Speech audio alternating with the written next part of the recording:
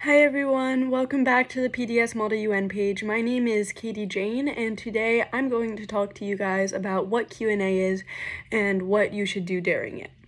So, first of all, Q&A is probably going to happen towards the end of the conference, after you've already submitted your working paper to the chair, which means you've written clauses and you've already proposed a solution.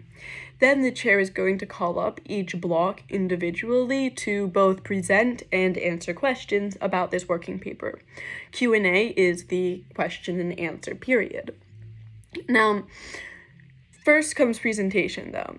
And it's important to note that though it's great for you to go up for presentation, chances are you're only going to be able to go up for either presentation or Q&A at the best. And so Q&A is definitely better to set your eye on, because going up for presentation, what you do is you basically either summarize the working paper or you just read it, which again shows that you're engaged in the block, but not that you totally understand what's happening. Q&A, on the other hand, is just answering questions about the paper, which really shows your audience and shows your chair that you know what's going on. You wrote these clauses, you understand them. So going up for that is super, super important. Of course, there is going to be some debate as to who goes up for Q&A, because it is a good position and many people want to. This is going to be between your sponsors list and your block.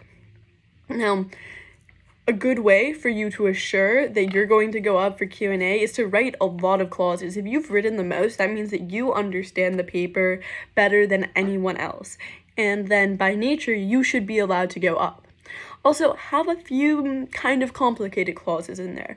Not so complicated that you don't understand them, but complicated enough that it takes you to explain them, and that any questions about them would be best answered by you.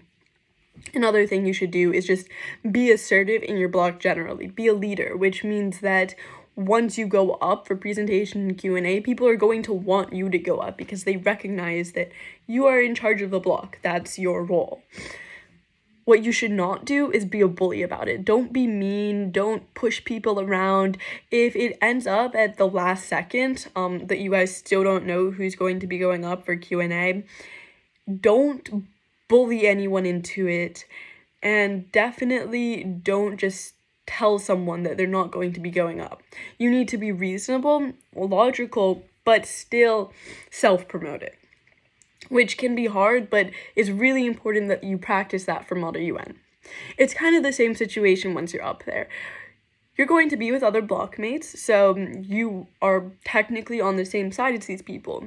It shouldn't look like a competition over the microphone or over who gets to answer questions, but at the same time, you want to answer as many as you can.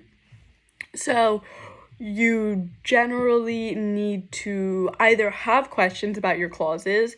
This can either be because you have kind of complicated clauses that need explaining, or you can plant questions. I sometimes do this by going up to someone who is a little bit less engaged in the conference and asking them, hey, I think there is a bit of confusion over this one clause, and I'm worried that the people presenting won't be able to address it. So could you ask this question about it during Q&A?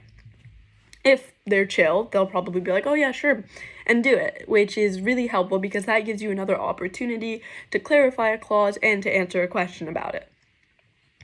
Another way for you to answer questions is, again, just to be assertive, be the leader, take the mic. What, again, you should not do, though, is look like a tyrant. You should not hog the microphone, and if you end up answering every question, a lot of chairs are going to just immediately cancel you for the gavel, because that really doesn't look good.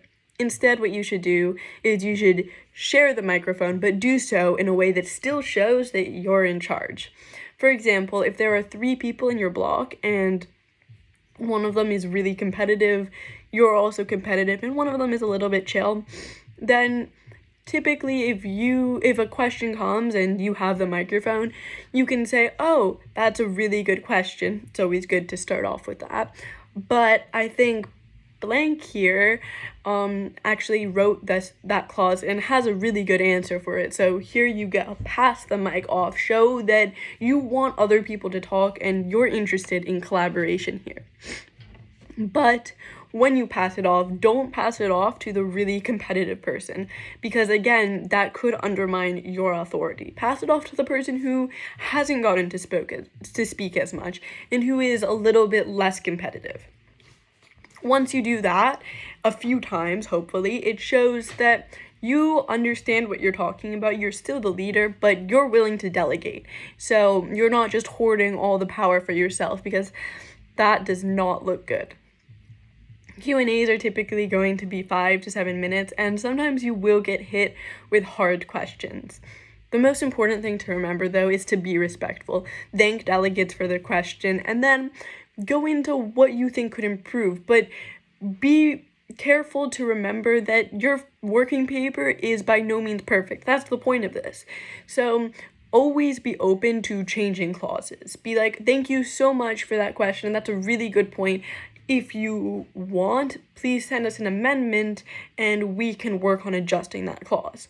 It's really important that you show that you are respectful and open to compromises throughout the conference. Thank you so much for listening and have a great day.